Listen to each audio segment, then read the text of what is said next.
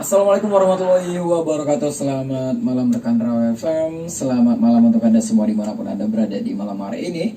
Yang pastinya di hari Jumat rekan Rawa FM edisi hari ke-9 di bulan April tahun 2021. Rekan Rawa FM di malam hari ini kita bertemu lagi dalam program acara observasi Rawa FM. Dan yang pastinya 1 jam ke depan kita hadirkan bincang-bincang ataupun talk show bersama lawyer di 105 Rawa FM, yang pastinya lawyer dari ataupun advokat dari kantor hukum SBR dan Partner. Dan untuk malam hari ini rekan Rawa FM kita akan membahas materi hak-hak tersangka pada proses penyelidikan dan penyidikan. Nah, 1 jam ke depan ini akan kita bahas ataupun kita kupas bersama advokat Rahmat Riyadi Esa. Kita sapa dulu. Assalamualaikum, selamat malam. Waalaikumsalam warahmatullahi wabarakatuh. Selamat malam Bang Raja. Apa kabar di malam hari ini? Alhamdulillah kabar baik. Bang Raja gimana kabarnya? Alhamdulillah. Kita bertemu lagi dalam bincang-bincang hangat kita.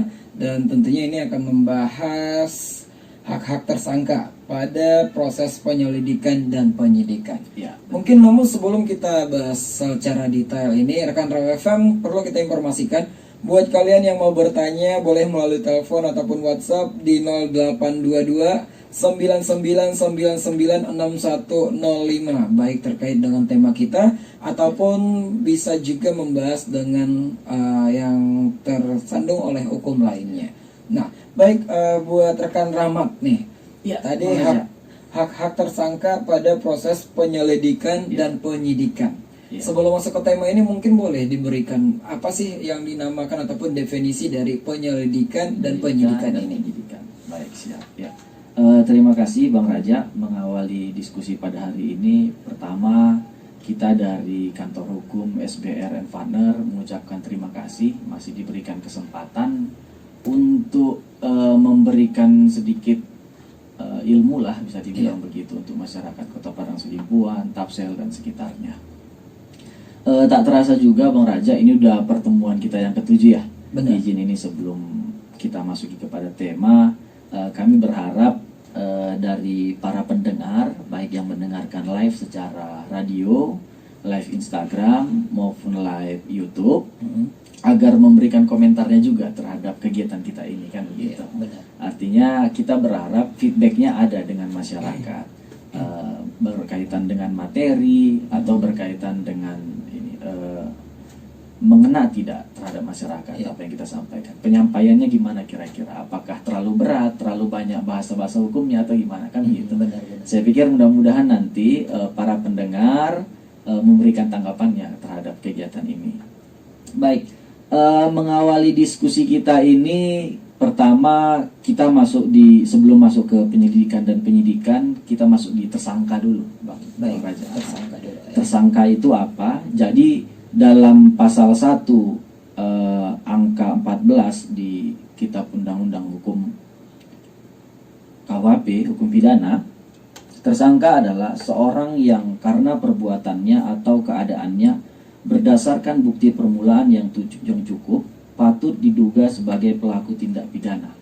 Itu dia tersangka. Jadi tersangka itu apakah serta-merta dia ditetapkan ketika kita melakukan tindak pidana tersebut?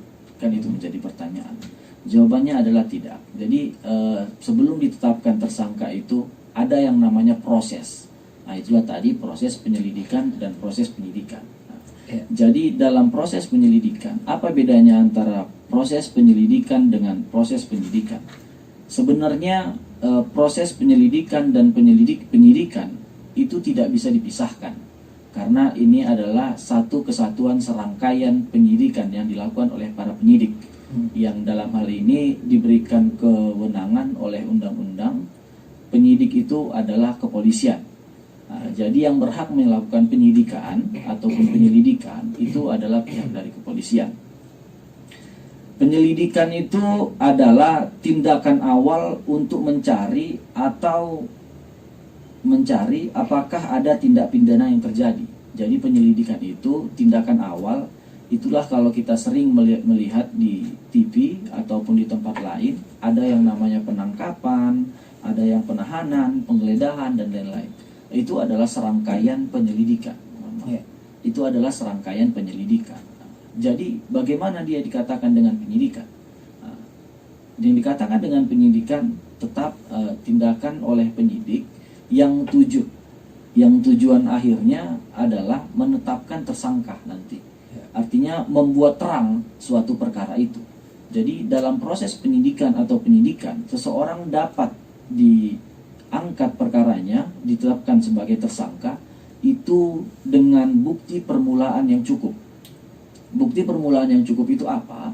Bukti permulaan yang cukup itu adalah dalam pasal 184 KUHP, alat bukti itu ada 5. Yang pertama adalah keterangan saksi, yang kedua adalah keterangan ahli, yang ketiga adalah petunjuk, yang keempat adalah surat, dan yang kelima adalah keterangan terdakwa.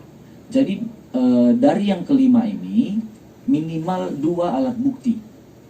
Minimal 2 alat bukti itulah terdapat dalam pasal 185. Kalau dia tidak ada bukti permulaan yang cukup, maka tidak boleh kepolisian menetapkan pelaku tadi itu sebagai tersangka. Nah, mungkin itu untuk mengawali diskusinya, Pak Raja. Baik, terima kasih. Baik, nah jadi itu cukup jelas sekali ya. Dan apakah ada berapa ini tahapan-tahapan status dalam tersangka ini? Ya, tahapannya sendiri itu maksudnya gimana, Bang? Coba. Nah, diartikan mungkin yang berawal dari disangkakan, akhirnya terdakwa. Ya. Nah, oh gitu. Artinya kalau untuk tahapannya tidak ada. Yang penting dari kepolisian sudah menemukan 2 alat bukti yang cukup, itu sudah bisa ditetapkan sebagai tersangka. baik. Nah, gitu. Nah, apakah tersangka ini dalam artian pemikiran logika dari hukum ataupun masyarakat awam ini sudah bersalah atau bakalan terpidana atau seperti apa? Nah, inilah kalau masyarakat umum itu ketika sudah ditetapkan tersangka itu akan muncul ketakutan yang sangat luar biasa. Iya, Kan gitu. Padahal hukum itu seseorang itu tidak boleh ditetapkan sebagai pelaku ataupun kita justifikasi sebagai pelaku sebelum adanya putusan pengadilan. baik. Nah, artinya dalam prosesnya ini dia boleh membuktikan bahwa dia itu tidak bersalah. Artinya ketika dia ditetapkan tersangka itu masih proses awal. Masih ada proses berikutnya nanti di kejaksaan dan proses berikutnya di pengadilan. Pengadilan yang menentukan apakah seseorang itu bersalah atau tidak. Baik, berarti tersangka itu masih artinya disangkakan seperti Iya, itu masih ya. disangkakan. Dan belum pasti apakah dia memang pelaku tindak pidana itu atau bisa saja dalam pengadilan putusan berbeda ataupun vonis yang diberikan bebas karena udah terbukti kebenaran ataupun pembuktian seperti itu ya. Banyak yang begitu. Nah, mungkin boleh diartikan misal seperti apa ilustrasinya? Ada yang mengatakan udah ditetapkan tersangka, udah selesai divonis pengadilan bebas gitu, tanpa bersalah seperti itu. Ini karena saya terbuka aja ini ya. Iya. Artinya ya memang fakta hukum ternyata banyak kesalahan-kesalahan. Artinya kita pahami bahwa penyidik itu juga manusia kan gitu. Artinya mereka dari awal salah tangkap kan gitu. Cuman karena proses penyidikan yang mohon maaf tanda kutip ini memang kita temukan di lapangan. Artinya alat bukti itu kan ada satu keterangan terdakwa gitu. Artinya keterangan terdakwa ini ketika diperiksa karena dia mengalami tekanan, maka dia mengaku gitu. Oke. Sebenarnya dia tidak melakukan itu. Nah, pernah kemarin kami temukan pada perkara pembunuhan gitu. Terbuktinya ini kelihatannya dia berani mengaku bahwa bukan dia pelakunya, itu di pengadilan gitu. Dia sampaikan di BAP bahwa dia yang melakukan pembunuhan. Nah, sebenarnya tidak gitu. Waktu di persidangan muncul keterangan dia mengatakan bahwa dia berada di lokasi pada saat itu dia ya joget-joget kan gitu. Sebenarnya dia hanya melihat, dia tidak ikut memukul ataupun apa kan gitu. Apakah dia melihat kejadian atau seperti apa? Dia melihat kejadiannya aja gitu. Oke. Cuman karena keterangan dia dipaksa kemarin kan gitu. Nah, artinya ya kesalahan inilah kan gitu. Baik. Nah, ini sudah ada yang bertanya melalui WhatsApp tanpa nama. Ini daerah Sadabuan katanya. Iya. Nah, buat warga Sadabuan selamat malam. saya cuma mau bertanya buat bapak-bapak yang di studio. Nah, yang kebetulan rekan Raw FM diinformasikan narasumber kita hanya ada satu ya, Iya. ada Bapak Rahmat. Nah, jadi saya cuma pemandu saja rekan Raw. Jadi kalau bertanya langsung kepada advokat kita. Jadi ini pertanyaannya katanya apa sih Pak yang dikatakan dengan SP3? Ya, SP3 itu adalah surat penghentian penyelidikan. Itu jadi SP3 itu dikeluarkan pada proses penyidikan gitu. Nah, jadi terbitnya SP3 itu yang pertama karena alasan tidak mencukupi bukti. Nah, yang kedua bahwa dia bukan pelaku tindak pidana tersebut. Yang ketiga, batas waktu penyidikannya telah habis. Itu wajib dikeluarkan SP3. Baik. Gitu. Itu dari kepolisian, Bang. Di kepolisian gitu. Nah, selama proses, kalau boleh saya tambahkan seperti yang sudah disampaikan oleh rekan Rahmat tadi, sebelum adanya putusan dari pengadilan, Ya. apakah tersangka itu wajib ditahan? Terkait dengan wajib ditahan atau tidak, itu tergantung kepada kepolisian. Artinya perkara yang wajib ditahan itu adalah yang ancaman hukuman pidananya itu di atas 5 tahun. Itu wajib ditahan. Nah, atau perkara yang dia di bawah 5 tahun, tetapi dikhawatirkan bahwa pelaku ini jika dibebaskan di luar akan merusak alat bukti gitu, atau kabur atau lari kan begitu. Nah, itu dia pertimbangannya. Baik, berarti ada pertimbangan khusus Iya, dan pertimbangan tentunya kalau yang mewajibkan tersangka itu ditahan tidak ya? Tidak. Baik. Nah, jadi rekan Raw FM mungkin ini sering juga menjadi polemik ya di antara kita. Dia sudah tersangka tapi masih belum dijemput, belum ditahan seperti itu. Belum dilakukan penahanan tapi sudah ditetapkan sebagai tersangka. Ya. Dan Bisa jadi dia ini Bang, mengajukan permohonan penangguhan penahanan. iya. Ya, kenapa dia tidak ditahan tadi kan gitu. Nah, yang dikatakan penangguhan penahanan itu sendiri seperti apa? Iya, penangguhan penahanan itu dari kita, si tersangka tadi bisa diwakilkan oleh keluarganya untuk menjamin dia bahwa kita meyakinkan kepolisian, kita bermohon kepada kepolisian supaya dia itu tahanan luar, artinya tahanan kota. Kita yakinkan bahwa kepada kepolisian bahwa si tersangka ini tidak akan lari ataupun merusak alat bukti. Nah, begitu dia. Baik. Nah, jadi kembali tadi tentang hak-hak tersangka pada proses penyelidikan dan penyidikan. Termasuk berarti merupakan salah satu hak untuk penangguhan penahanan itu. Termasuk itu hak dia. Untuk pengajuan penangguhan penahanan itu apakah bisa langsung tersangka ke pihak kepolisian atau harus didampingi advokat? Harus ada yang ini yang menjamin gitu. Baik. Nah, artinya kalau dia menjamin dirinya sendiri tidak percaya dong kepolisian kan begitu. Artinya bisa yang menjamin itu lawyernya, bisa yang menjamin keluarganya kan begitu. Baik, berupa seperti apa jaminan biasanya? Ya jaminannya ya diri kita jaminkan kepada kepolisian gitu. Apakah dengan melampirkan surat tanda diri? Surat permohonan, baru kita buat surat ini kan. Perjanjian itu bahwa dia tidak akan melarikan diri. Artinya apabila ada salah satu ataupun suatu hal yang terjadi kepada tersangka ini, yang menjamin itu yang akan menggantikan seperti itu. Baik, cukup jelas rekan Raw FM. Jadi buat kalian yang mau bertanya lagi, boleh dipergunakan di 0822 9999 6105. Tapi setelah kita dengarkan dulu lagu dan komersial berikut ini. Jangan kemana-mana.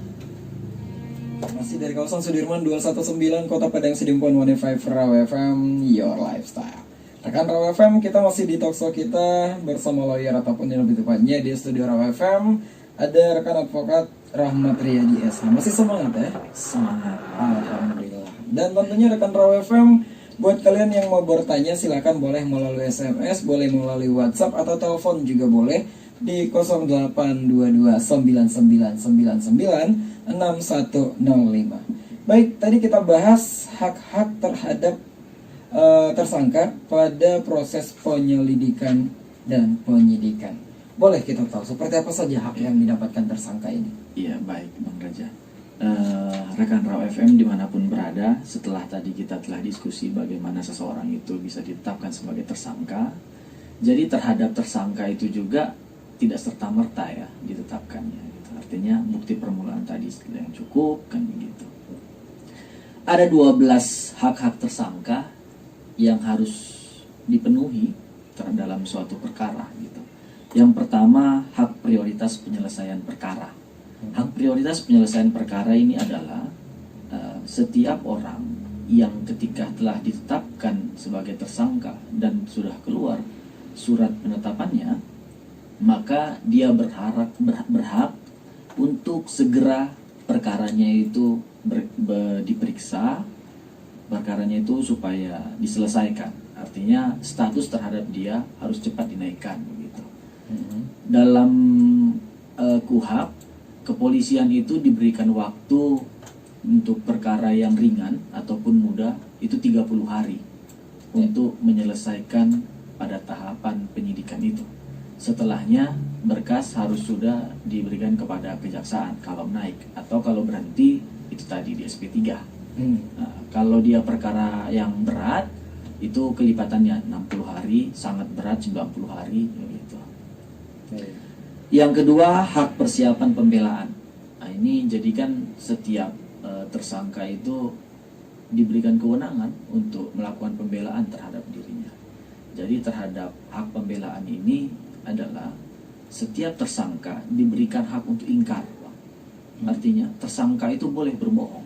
Iya.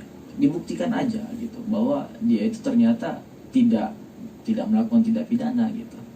Nah, gitu. Yang ketiga, hak memberi keterangan secara bebas. Nah, ini lagi-lagi yang sering menjadi persoalan ini di wilayah hukum Indonesia gitu. Karena memang kepolisian kurang menghargai hak yang sebelumnya tadi. Mohon maaf, oknum, saya bilang jangan kepolisian ya, karena banyak polisi yang baik gitu dan sesuai dengan SOP gitu. Mereka kurang tadi bahwa hak untuk ingkar itu tidak benar-benar mereka jalankan gitu. Artinya ketika diperiksa mereka harus jujur kan begitu. Padahal tersangka itu tidak pernah disumpah. Kenapa dia tidak disumpah? Ya karena memang dibolehkan untuk ingkar, dibolehkan untuk berbohong. Nah, ini bukan mengajari hal yang bukan-bukan kan gitu. Terus yang keempat, hak mendapatkan juru bahasa. Seperti di wilayah hukum Tapanuli Selatan, itu masih banyak orang Angkola Sangkunur bang, yang tidak mengerti bahasa Indonesia.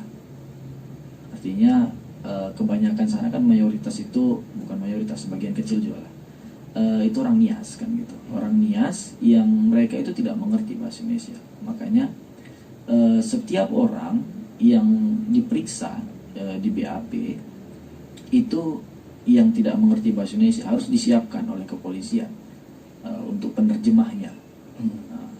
Baru berikutnya hak memilih sendiri penasihat hukumnya. Nah ini dia. Jadi kepolisian itu kan di wilayah hukum Sidimpuan itu ada penasihat hukum yang memang ditunjuk oleh Polres Padang Sidimpuan sebagai pengacara, kan gitu. Dalam hal ini Polres Kota Padang Sidimpuan dilarang memaksakan terhadap tersangka itu menggunakan pengacara yang mereka siapkan. Artinya terhadap pengacara siapa yang mau dipakai oleh si tersangka tadi itu tergantung dia dan keluarganya, gitu. Yang keenam, hak untuk mendapatkan bantuan hukum cuma-cuma. Nah, ini yang materi pertama dulu yang kita sampaikan adalah setiap tersangka itu yang dia hukumannya di atas 5 tahun itu wajib didampingi oleh penasihat hukum apapun kendalanya, mau dia punya uang atau tidak punya uang kan gitu. Jadi bagaimana seseorang yang dia ancamannya 5 tahun tidak mampu, yang dalam prosesnya di kepolisian dibiarkan tanpa pengacara. Ini sudah pernah terjadi di wilayah hukum Pengadilan Negeri Jogja. Ketika pengajuan eksepsi itu pembelaan terhadap ini kan klien itu di pengadilan, eksepsinya diterima. Dan karena prosedur administrasi yang salah yang dilakukan oleh kepolisian, karena memang harusnya dia didampingi pengacara, ternyata tidak ada pengacara, dia bebas demi hukum. Kan begitu. Artinya ini menyelamatkan dia dari perbuatan dia kan gitu.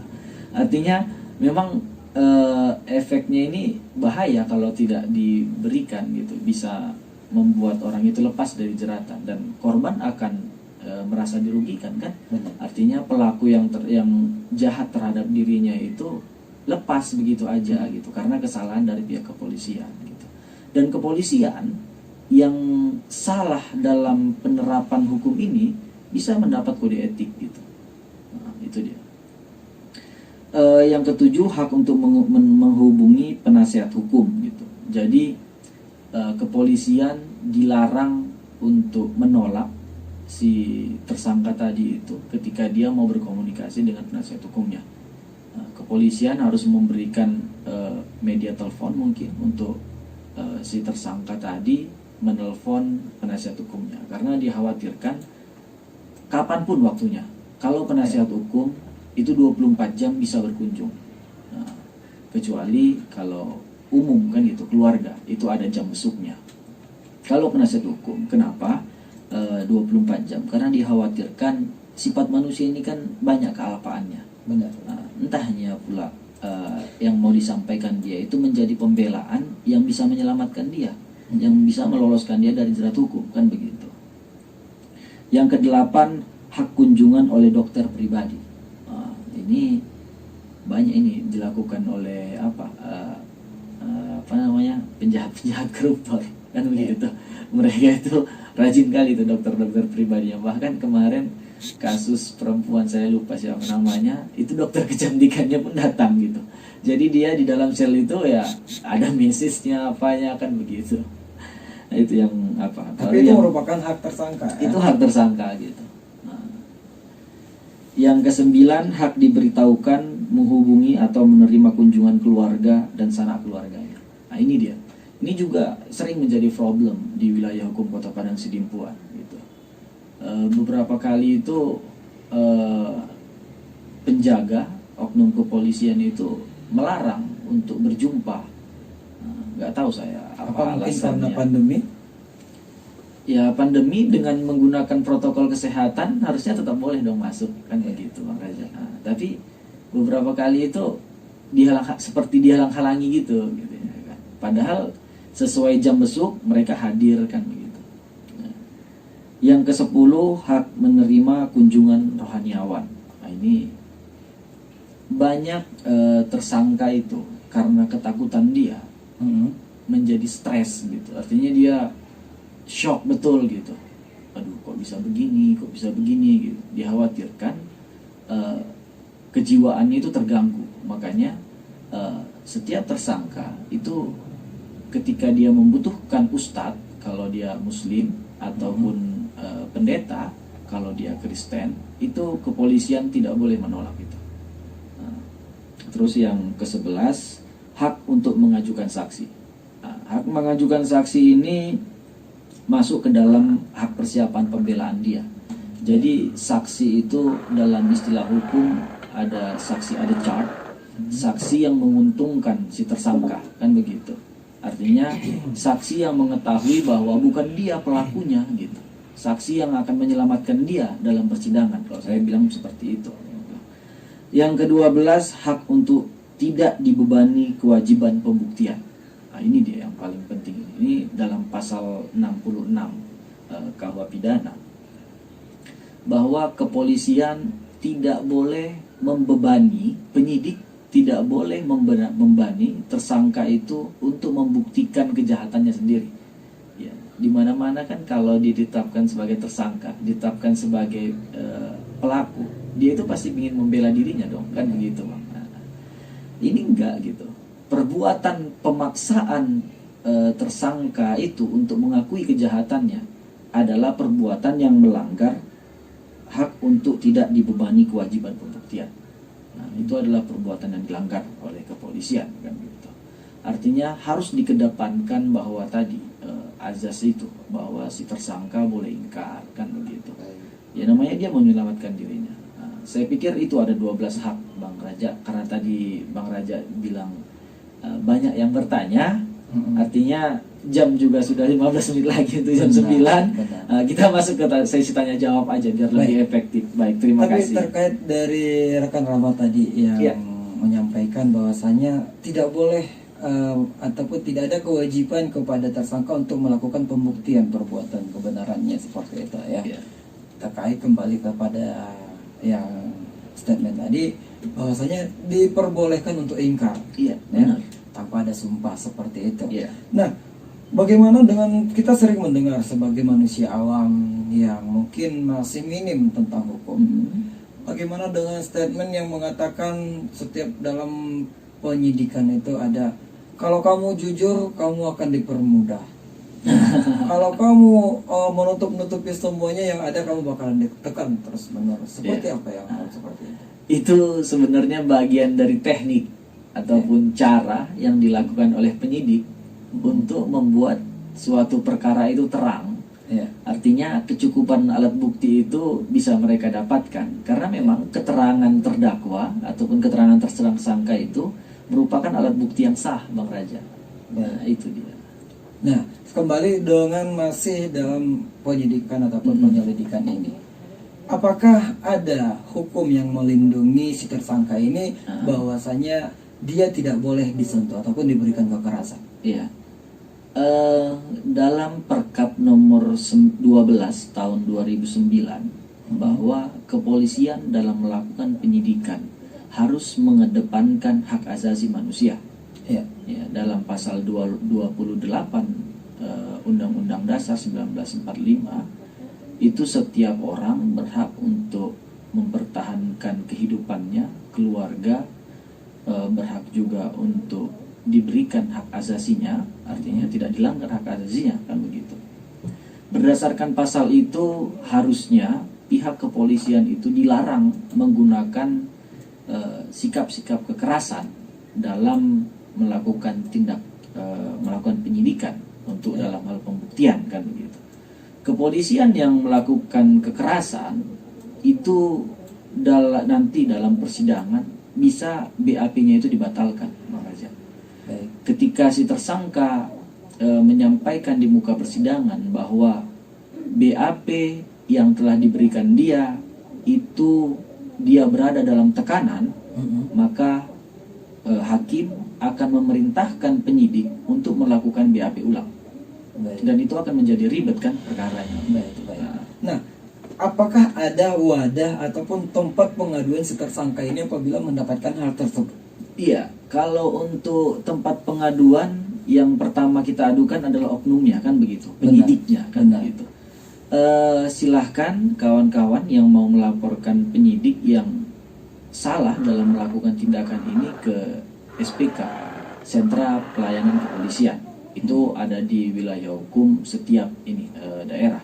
Kalau di Sedimpuan, Polres Kota Padang Sedimpuan. Kalau Tapsel, Polres Tapsel. Di SPK atau ke Ditpropam namanya, itu lembaga yang mengawasi kepolisian. Baik, dan apakah itu kan merupakan salah satu untuk membenturkan oknum ini dengan institusinya sendiri? Itu apakah misal contohnya sebagai tersangka dan dia otomatis sudah ditahan untuk melakukan pengaduan ini seperti apa sistemnya? Ya, untuk pengaduan ini kita tinggal mengisi formnya aja. Ya, sementara atau si melalui tersangka surat bisa melalui keluarganya aja, bisa keluarganya ya, atau pengacaranya gitu, bisa. Nah, jadi cukup jelas ya. Dan tentunya kan banyak asumsi di masyarakat gimana kita mengadukan orang yang sama seperti itu. Mungkin kita ketuk pintu ya dia masuknya di pintu yang sama seperti itu. Nah, jadi mungkin seperti yang udah disampaikan rekan Rahmat tadi, sebelum kita masuk ke pertanyaan ini, alangkah baiknya kita dengarkan dulu break komersial berikut ini. Just One Five Raw FM, Your Lifestyle dan Raw FM sudah 51 menit dari formasi pukul 20 ataupun pukul 8 di malam hari ini. Dan kita masih di talkshow bersama lawyer ataupun bincang-bincang kita bersama advokasi Rahmat Riyadi SH. Masih semangat ya? Halo, masih semangat ya? Semangat, Bang. Iya. Nah, yang pastinya kita bakalan buka ini untuk live interaktif. Buat rekan Raw FM yang mau gabung melalui telepon boleh di 0822 9999 6105 atau di 0634255394. Yang pastinya kalau mungkin malu ingin menyembunyikan identitas diri Anda, boleh saja, silakan ya. Yang pastinya dengan pertanyaan yang kita bisa gampang mengerti. Baik, ini ada beberapa pertanyaan, mungkin langsung saja. Ada beberapa pertanyaan ini tanpa nama. Bagaimana menurut tanggapan Bapak terhadap hot issue yang terjadi di kilometer 50? 6 orang yang tewas ditetapkan sebagai tersangka. Nah, mungkin boleh langsung dijawab. Ya, mungkin itu agak direvisi pertanyaannya. 6 orang yang tewas ditetapkan sebagai tersangka. Iya. Nah, dalam hukum pidana itu seseorang yang sudah meninggal tidak dapat ditetapkan sebagai tersangka. Iya. Nah, mungkin tersangka yang dalam proses penjemputannya di dalam terjadi ini kan. Kalau saya kemarin tidak salah itu selesai penangkapan itu kan menuju ke kantor polisi. Iya. Di tol, kalau informasi dari kepolisian bahwa di dalam mobil si tersangka ini melawan kan gitu, sehingga diambil tindakan. Atau bagaimana kemarin apanya, Bang? Saya juga kurang mengerti tentang hal itu ya. Atau tapi- itu bahagian dari penangkapan? Saya pun kurang mengikuti juga isu terkait itu. Baik, karena mungkin itu sama-sama harapan seluruh Indonesia Iya. ya, untuk transparansi untuk kasus ini, karena kita lihat hot issue sangat tinggi, trending banget untuk iya hal ya? itu ya. Oh, itu yang orang FPI dulu Benar, ya? yang benar. Laskar yang 6 orang yang meninggal, dan sama-sama kita tunggu seperti apa mungkin ya. Dan untuk jawabannya tadi mungkin kurang jelas Atau pertanyaannya. mungkin bisalah sedikit saya kasihkan pendapat lah terkait dengan itu. Artinya kan kepolisian itu dalam mengeluarkan senjata itu tidak bisa serta-merta menggunakan senjata itu. Artinya memang ada ancaman yang membahayakan bagi diri kepolisian sendiri. Baru bisa kepolisian mengeluarkan senjata untuk melakukan penembakan gitu. Baik. Bahkan senjata itu dikeluarkan dari ini aja, dari apa namanya itu, Dari sarungnya. dari sarungnya itu juga ada ketentuannya. Polisi itu nggak boleh serta merta gitu. Baik. Nah, terkait dengan itu, Mas, saya pengen juga mendapatkan penjelasan dengan bahasa yang sering digunakan baik oknum ataupun beberapa lembaga, melumpuhkan, Iya. ataupun tindakan tegas Iya. untuk melumpuhkan. Apakah ada kriteria melumpuhkan ini kalau alibinya daripada kita si pelaku ya mungkin petugas, Iya. daripada nyawa kita yang melayang, mending kita duluan melayangkan nyawa orang. Tapi dengan bahasa tindak tegas untuk melumpuhkan. Melumpuhkan artinya kalau menurut statement saya, mohon dikoreksi kalau salah. Mungkin untuk melumpuhkan sesuatu walaupun dia punya senjata, mungkin boleh melumpuhkan tangannya agar senjatanya lepas. Mungkin melumpuhkan kakinya agar tidak lari. Bagaimana dengan melumpuhkan di jantung? Apakah itu karena peluru nyasar atau seperti apa? Tidak, sebenarnya itu bukan peluru nyasar, Bang. Kalau kepolisian itu kan memang sudah dilatih untuk melakukan penembakan kan gitu. Artinya polisi yang dibekali oleh senjata itu tidak serta-merta dia bisa memegang senjata itu. Artinya harus melalui tahap belajar dan ujian juga pada akhirnya kan begitu. Nah, jadi setiap pengambilan tindakan tegas dan terukur, ini kata kuncinya terukur, Bang. Iya. Artinya harus diukur gitu, sejauh mana bahaya yang diciptakan oleh si pelaku ini terhadap kepolisian tadi yang melakukan penangkapan. Harusnya tindakannya itu harus sesuai gitu, ukurannya harus begitu. Iya. Kalau memang dia memiliki senjata dan senjata itu ditodongkan ke arah dia bisa langsung tembak mati gitu.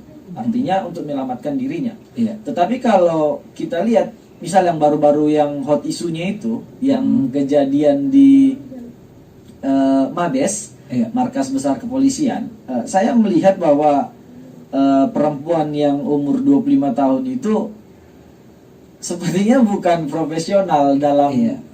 memegang senjata kan begitu. Harusnya melumpuhkannya tidak sampai kondisi mematikan. Benar. Kalau menurut saya, karena memang jarak dekat, head to head saya melihat, tetapi tidak ada tembakan yang kena. Benar. Kan begitu. Harusnya bisa ditembak ke kaki atau ke tangan seperti abang bilang tadi, supaya pistolnya jatuh, baru dia dilumpuhkan. Benar. Kan gitu.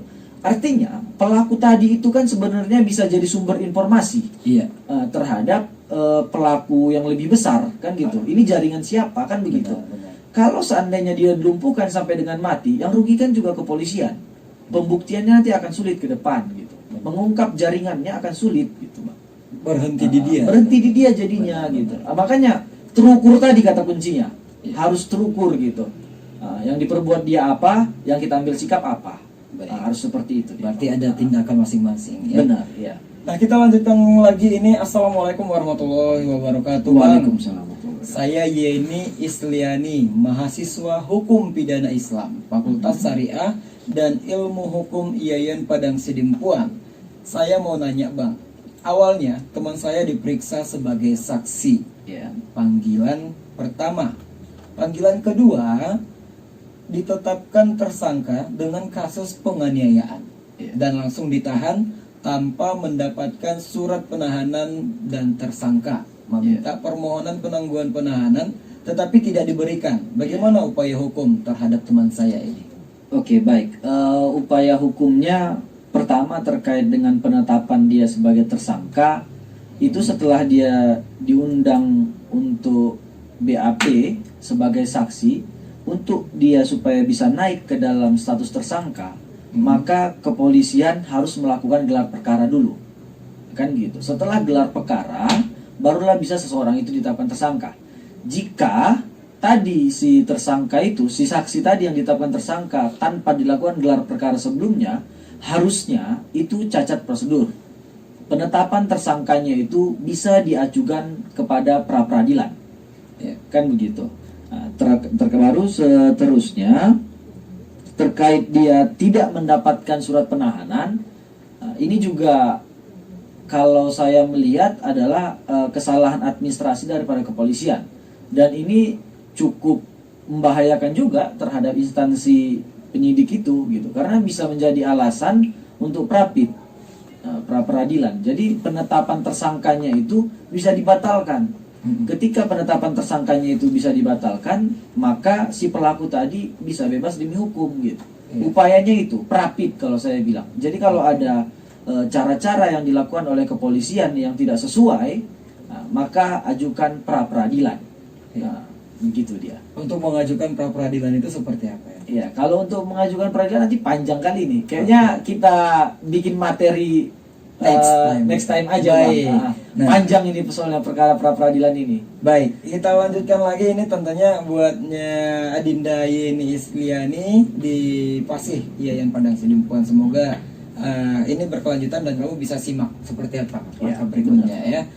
Baik, yang berikutnya ini masih berhubungan pertanyaannya tadi saksi yang menjadi tersangka. Tapi di sini yang dipertanyakan solusi dari seorang advokat terhadap ketakutan masyarakat untuk menjadi saksi dalam sebuah kasus karena dihantui saksi akan menjadi tersangka. Iya.